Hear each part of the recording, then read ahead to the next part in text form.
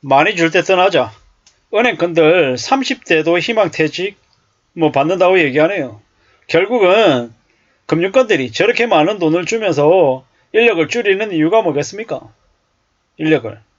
저렇게 하면 1년 연봉 1억, 1억 5천 이렇게 되는 사람들 몇 년만 지나면 이제 뽑으니까요. 차라리 퇴직금으로 왕창 주고 내보내겠다라는 겁니다. 근데 저러한 퇴직금 금액을 보면서도 보통의 직장인들, 일반 서민들은 상대적인 박탈감에 시달리죠. 너무 많은 금액들을 주니까요. 근데 은행이 저렇게 많은 돈을 줄 수 있는 이유가 뭡니까? 국민들, 서민들의 저 돈입니다. 서민들 삥 뜯어가지고 만든 돈이다라는 거죠. 저런 거 보면 참 대한민국이라고 하는 나라가 참 엉망이죠. 보통 사람들에게 세금 더 내라고 해. 희생 요구해. 아껴 쓰라 그래. 물 아껴 쓰라. 전기세 아껴 쓰라. 그 예전에 누굽니까? 안철수라고 하는 국회의원조차도 그렇게 얘기할 정도니까 말 다 한 거죠. 때 묻지 않았다고 생각하는 상대적으로 그래도 좀 호의적인 사람이라고 볼 수 있는 그도 그렇게 얘기할 정도니까 그냥 다른 일반 국회의원들 정치적인 경제적인 리더들은 말 다 한 거죠. 보통 사람들은 사람 취급 안 하는 거죠. 그렇게 사람들에게 엄청나게 삥 뜯은 금융권들이 퇴직금조차도 저렇게 잔치를 벌립니다. 좀 씁쓸하죠. 저게 뭔가 싶기도 하고 좀 너무하다 싶은 생각이 많이 들죠. 사는 게 뭐 저렇지? 참 가진 자들은 그나마 경제적으로 여유가 있는 저들은 저런 거조차 저걸로 잔치를 벌리는구나. 이런 생각들이 좀 들더라고요. 사는 게 뭐 저런가 싶기도 하죠. 좀 너무하기도 하고요. 좀 박탈감이 느껴지기도 하고 참 별 생각들이 다 듭니다. 은행권들 실적이 매우 좋대요. 왜 좋겠습니까? 적금으로 예금 이자로 한 3% 주고 대출은 한 5% 주니까 차액이 그냥 수익인 거죠. 게다가 뭐 좀 상황이 여의치 않고 시중금리가 은행에서 자금을 조달하는 금리가 올라가면 비용이 올라가면 그냥 대출자들한테 또 올리면 됩니다. 그냥 책임 전가해가지고 그냥 하는 거기 때문에 더욱 여유롭게 수월하게 지낸다라는 겁니다. 참 이게 불편하지만 현실입니다. 어떻게 하겠습니까? 어떻게 받아들여야 되겠습니까? 어떻게 생각하면 맞겠습니까? 그냥 현실이 그렇다는 겁니다. 보통 사람들이 은행을 어떻게 바라봐야 되겠습니까? 은행은 예금하고 적금하고 이자 받는 곳으로 인식하고 이용해야 됩니다. 함부로 은행에 돈을 빌리고 은행을 통해서 대출을 받는 걸 당연하게 생각하면 안 됩니다. 이왕이면 최대한 현금 거래하는 게 제일 좋고요. 함부로 욕심부리지 말아야 됩니다. 욕심부려가지고 대출을 이용해가지고 뭔가를 좀 많이 뻥튀기 하려고 생각하다 보면 어떻게 됩니까? 그러면 이제 삶이 힘들어지는 거죠. 어려워지는 겁니다. 세상에 너무 소홀하게, 너무 만만하게 뭔가를 이뤄낼 욕심은 안 부리는 게 좋겠습니다. 그렇게 욕심 많이 부리고 뭐 괜찮은 것처럼 팍팍팍 이렇게 움직이다가 어떻게 됩니까? 그러다가 나중에 이제 왕창 뒤집어 쓰는 거죠. 세상에 쉬운 게 어디 있습니까? 쉬운 거 없습니다. 은행 금융권들도 저거들 나름대로는 시뮬레이션 해가지고 계산해가지고 어떤 놈이 대출을 제대로 갚을지 못 갚을지 이런 거 다 따져보고 하는 거잖아요. 결국 쟤네들도 쟤네들 입장에서는 최대한 따지고 이용해가지고 하는 놈들인 거죠. 잘 생각하고 잘 따져보고 좀 또 조심하면서 살아가야 됩니다. 안 그러고 그냥 만만하게 뭐 여유 부리면서 이렇게 살다가는 저 은행권들 퇴직금 보태주는 신세가 돼버린다라는 겁니다. 좀 씁쓸하죠. 아니 5대 주요 은행 2022년 평균 총 퇴직금이 5억 4천이다. 하나은행에서는 최대 11억 원 수령한 내용도 있다라고 얘기하니까 좀 웃긴 거죠. 인생 이막을 꿈꾸는 직원들이 저 돈 받아가지고 나중에 뭐 할까요? 젊은 나이에 30대 때 예를 들어 퇴직금한 5억 가져가요. 저걸로 과연 뭘 할 수 있을까? 저걸로 평생을 살아갈 수 있는 그런 아주 유용한 사업을 할 수 있을까? 그런 생각이 좀 잘 안 드는 거죠.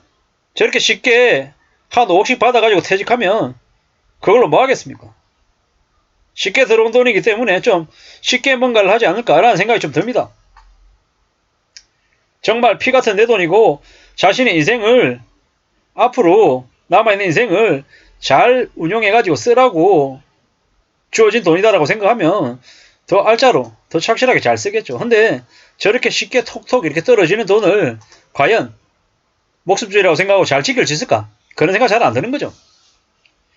나는 은행을 다녔고 매년 연봉으로 되게 많이 받았고 퇴직금도 한 5억씩 받으니까 아마 어쩌면 돈을 좀 우습게 생각할지도 모르겠다 라는 추측을 해봅니다. 추측을. 이렇기 때문에 조금 더 씀씀이도 크고 좀 더 뭐 크게 생각하겠죠. 퇴직금으로 5억 받으니까. 그래, 연봉도 많이 받으니까. 그래, 강남에 있는 아파트 혹은 강북에 있는 좀 비싸다고 하는 아파트 15억, 20억 하는 아파트 뭐 그런 것들도 좀 청약해가지고 뭐 대출받고 이러지 않았을까? 이런 의심을 추정을 해보는 거죠. 세상에 이제 간이 커지기 시작합니다. 큰 돈들이 팍팍 들어오면요. 근데 저런 돈을 노리는 사기꾼들이 너무도 많습니다. 내가 돈 크게 불려줄게. 10% 이자 받게 해줄게. 5억이야? 5억이면 10%면 1년이 5천이죠. 뭐 15% 정도 받을 수 있게끔 해줄게. 뭐 웬만한 대기업 뭐 과차장 부장급 정도의 연봉을 가만히 앉아서 받을 수 있게끔 해줄게. 이런 식으로 꼬드기고 왕창 가져가서 사기 쳐먹으려고 하는 사기꾼들이 도처에 깔려있다라는 겁니다. 이게 세상입니다. 사는 게 쉬우냐? 절대 쉽지 않죠. 만만하지 않습니다. 내 생각대로 내 뜻대로 내 맘대로 살아가려고 하겠지만 세상이 그렇게 녹록지 않다라는 겁니다. 공짜를 바라고 좀 더 수월하게 뭔가를 이루겠다라고 마음먹으면 여지없이 당하게 되어 있습니다. 금방 되는 거 없다라는 거죠. 바로 안 이루어진다라는 거죠. 시간도 꽤 오래 걸리고 정말 뭔가를 이뤄내려면 정신 바짝 차리고 하나씩 둘씩 축적해 나가야 되는데 그런 삶을 추구하겠냐고요. 저렇게 옷 가지고 나온 사람이 우아하게 멋있게 어깨 힘도 좀 주고 슈트도 있고 그럴싸한 사무실에서 좀 대단하게 뭔가를 해보고 싶어하는 마음이 많을 겁니다. 그리고 저렇게 이제 5대 주요 은행에서 나오면 뭐 하려고 그러겠습니까? 뭐 카카오뱅크나 아니면 뭐 온라인 이제 비대면 이제 금융업 쪽으로 이직하고 싶어 하기도 하고 아니면 뭐 제2금융권 혹은 이게 관계되어 있는 관계사 이런 데로도 가고 싶어 하겠죠. 갈 수 있을지 없을지도 모르겠지만 뭐 예전보다 처우가 확 떨어지는 걸 감내하지 않으려 할 겁니다.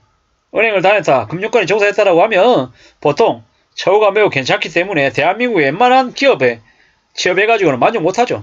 왜? 월급이 너무 세니까. 근데 참 희한한 게 뭐냐면 그렇게 금융권에 종사하면서 월급을 많이 받잖아요.